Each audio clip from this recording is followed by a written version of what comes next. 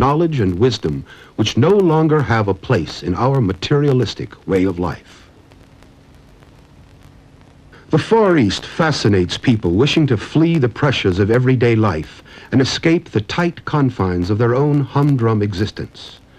Asia encounters with the mysterious, the enchantment of strange beauty, and adventures into more puzzles and the unexplained. Asia, a catchword for daydreamers hungry for new experience, dropouts, idealists, and even dulled middle-class tourists.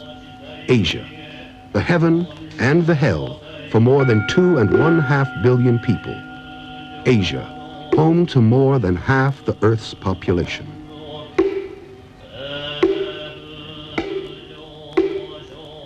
Asia, that massive area of the Earth filled with superlatives and contrasts. We won't only find the most populated countries of the world in Asia, islands covered with luxuriant vegetation, and the world's highest mountains. There we will find all 4 races of men, the most varied of religious groups, and the most crass of social differences. Asia takes its name from the Assyrian word Atsu. It means sunrise. Atsu is a word dating from the time when ancient Greeks and Phoenicians thought the Aegean Sea to be the center of the world. What a mistaken idea. It wasn't discovered until the late Middle Ages when men like Marco Polo and Vasco da Gama discovered the glories and cultures of another world. It is impossible to describe Asia with a few simple phrases. It is impossible to ever totally discover Asia. Asia will never reveal all of her secrets. There is always something new and mysterious to be discovered there, and Asia will always have some new horror to shockingly reveal. Our world has its bright sides and its dark sides, and man can only discover man if he doesn't close his eyes to the dark side. We will peer behind all the facades of pomp and poverty, bravado and humility of this massive area. We will step off the worn paths beaten by tourists and gadabout reporters to get a better look at the bizarre, absurd, and unbelievable expressions of existence there. Let's listen to the strange songs as we embark on a trip to distant lands full of unbelievable facts and incomprehensible emotions.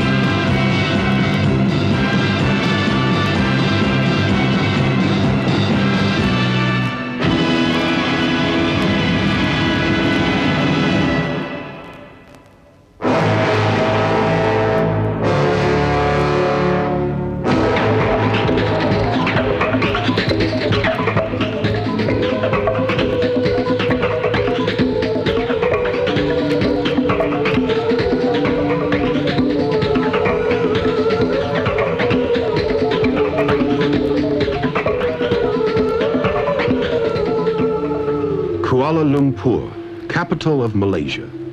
Here, Indian flair blends in with ancient Chinese mannerisms beneath the modern skyscrapers sprouting up between the old mansions left over from colonial times. Here, as in other parts of the Malay Peninsula, Hindus, members of certain castes, gather together once a year to celebrate the spectacular Hindu festival of Thai Pusam.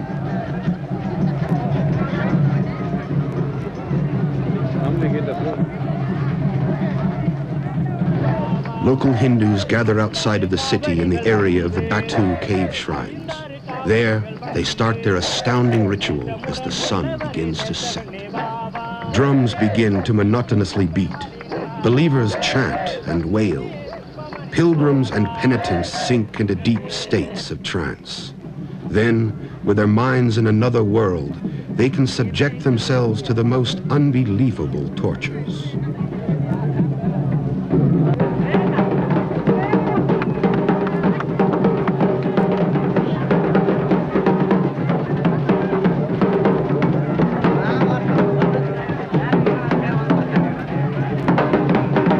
Pilgrims and penitents have been prepared for this strange ordeal by a 16-day fast and rigorous spiritual preparation by Hindu priests and their helpers.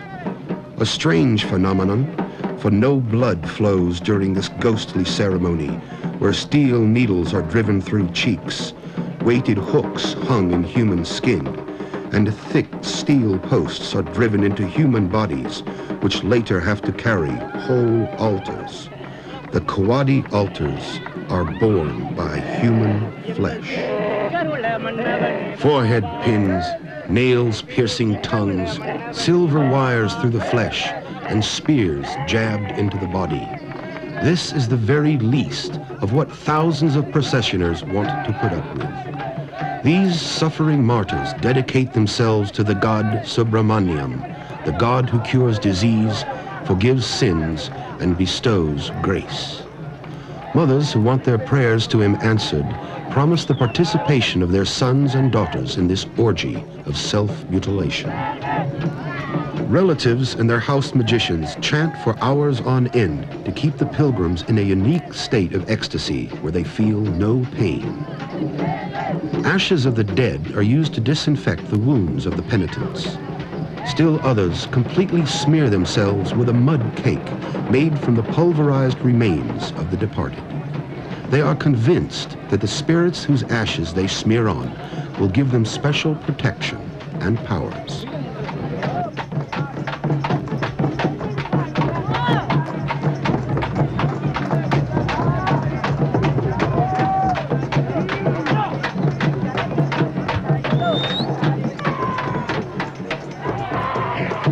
Many rational Malaysians who are not Hindu are at a total loss to give any logical explanation for these unusual proceedings.